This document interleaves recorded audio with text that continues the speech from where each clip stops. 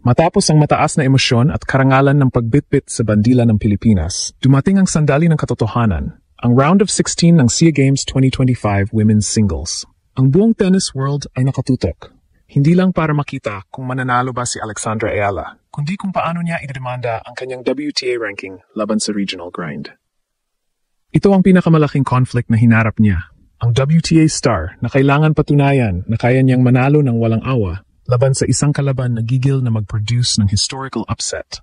Ang kanyang unang target ay si Linh Trang Tran ng Vietnam. Walang nag-aksaya ng oras. Ang laro ay naging showcase ng ruthless efficiency at precision na pinanday niya sa European.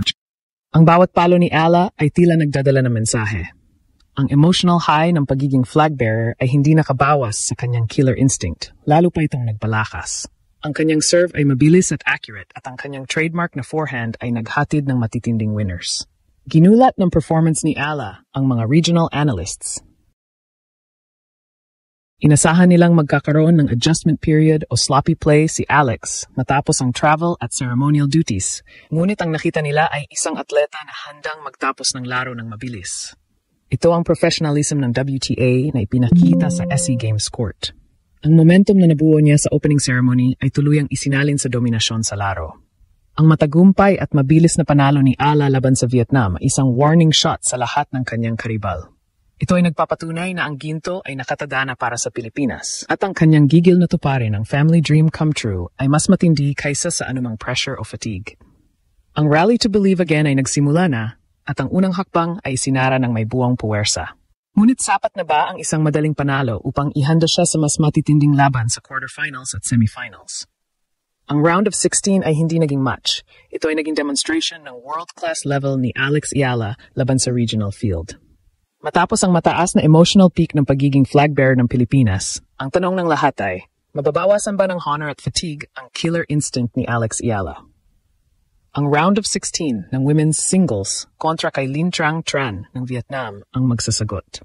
Ang buong tennis world ay nakatutok dahil ang laban na ito ang magsisilbing indicator kung gaano kaseryoso ang WTA star na makuha ang gold ng bayan. Agad na ipinita ni Ala na ang emotional fuel mula sa flag bearer moment at ang ecstatic pride ng kanyang pamilya ay hindi nagdulot ng distraction. Lalo pa itong nagpabigat sa kanyang mga palo. Ang laro ay naging one-sided affair na nagpakita ng malaking gap sa level of competition sa pagitan ng WTA Tour at ng regional circuit. Ang panalo ay walang awa at mabilis, na nagpatunay na ang kanyang commitment sa SEA Games ay absolute. Ang unang set ay naging masterclass ng aggressive tennis. Ang serve ni Ala na pinanday sa mga Grand Slam courts ay naghatid ng pressure sa Vietnamese player, dahilan para magkaroon ng weak returns. Walang adjustment period na nangyari. Pumasok si Ala sa court na may mindset na magtapos ng mabilis. Ito ang professionalism na dala niya mula sa Europe. Limit the time on court, conserve energy, and send a message. Ang kanyang trademark na cross-court forehand ay naging weapon na hindi kayang abutin ni Tran. Bawat winner ay parang isang declaration sa buong Southeast Asia. Hindi na ako ang rookie na naglaro noong 2022.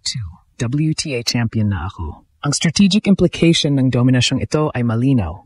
Ang Pilipinas ay nagbigay ng warning shot sa lahat ng contenders, kasama ang powerhouse ng Thailand. Hindi na lang siya marked player, siya ay dominant force. Ang mabilis na panalo ay nagbigay kay Alex ng crucial rest at time para maghanda sa mas matitinding challenges sa quarterfinals. Ang comeback core concept ng Rally to Believe Again ay nagumpisa sa isang ginulat na panalo na nagpakita na ang sacrifice na ginawa niya sa kanyang WTA ranking ay may malaking returns para sa pride ng Pilipinas. Ang kanyang focus ngayon ay mas matindi pa. The mind game. Paano ginamit ni Alex Ala ang kanyang emotional high mula sa flag bearer moment at ang kanyang WTA mindset upang manalo sa round of 16 bago pa man magsimula ang laban. Ala laban kay Linh Trang Tran ng Vietnam ay hindi lang isang display ng superior tennis skills. Ito ay isang masterclass sa mental warfare na natutunan niya sa matitinding WTA tournaments. Ang conflict dito ay kung paano niya hinati ang kanyang sarili sa dalawang persona. Ang emotional flag bearer na nagdala ng luha ng kanyang ama at ang ruthless WTA professional na kailangan mag-conserve ng enerhiya ng laro ng mabilis. Ayon sa mga coach at analyst, ang round of 16 ay madalas na trap para sa mga top seed. Ang risk ay ang overconfidence o ang fatigue mula sa mga travel at ceremonial duties. Ngunit si Ayala ay pumasok sa court na may WTA mindset na hindi nagbibigay ng mercy. Ito ang strategic key sa kanyang mabilis na dominasyon. 1. Imposing presence. Bago pa man magsimula ang laro, ang aura ni Ila, ang flag bearer na kakatapos lang makipagpalitan ng winners sa WTA Top 50, ay nagbigay ng matinding psychological pressure kay Tran. Alam ng Vietnamese player na ang bawat stake ay magiging unforced error na hindi niya kayang bayaran. Ang ginulat na performance sa unang game ay sapat na upang tuluyang basagin ang confidence ng kalaban. 2. Energy conservation. Ang mindset na magtapos ng mabilis ay hindi lang para sa score. Ito ay strategic energy management. Alam ni Ala na ang main goal ay ang gold medal sa huli. Ang bawat extra minute na ginugol sa court ay risk ng fatigue o injury. Ang kanyang mabilis na dominasyon ay nagbigay sakay sa kanya ng critical rest upang makapaghanda para sa mas matitinding challenges sa quarterfinals at semifinals. 3. The emotional anchor. Ginamit niya ang emotional high na nakuha niya mula sa kanyang pamilya bilang kanyang fuel. Ang dream come true na ito ay nagbigay sa kanya ng purpose na mas mataas pa sa kanyang career ranking. Ang gigil na manalo ay naging unshakable at impenetrable sa ilalim ng pressure. Ang kanyang pagiging Pinoy pride ay hindi lang marketing. Ito ang kanyang ultimate weapon laban sa anxiety at self-doubt. Ang mabilis ni Iala sa round of 16 ay isang clinical statement. Pinatunayan niya na ang kanyang WTTA level ay nananatiling buo at ang kanyang mental game ay mas matibay kaysa kailanman. Kung saan ang mga kalaban ay inaasahang magpapakita na ng mas matinding resistance at strategic game plan. Ang rally to believe again ay mas lumakas at ang pagkuha sa ginto ay tanging target na lang. Ang mabilis sa round of 16 kontra kay Lin Trang Tran ng Vietnam ay nagtapos sa unang yugtong kanyang ultimate comeback mission sa Asia Games 2025. Ang dominasyong ipinakita niya ay hindi lang nagpakita ng superb tennis skills.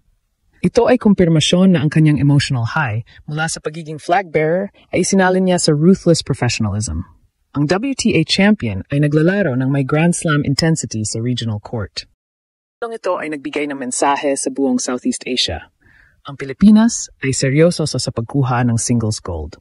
Ang game plan ni Ala na conserve ang enerhiya at impose ang kanyang WTA level power ay nagbigay sa kanya ng crucial rest para sa mga susunod na laban.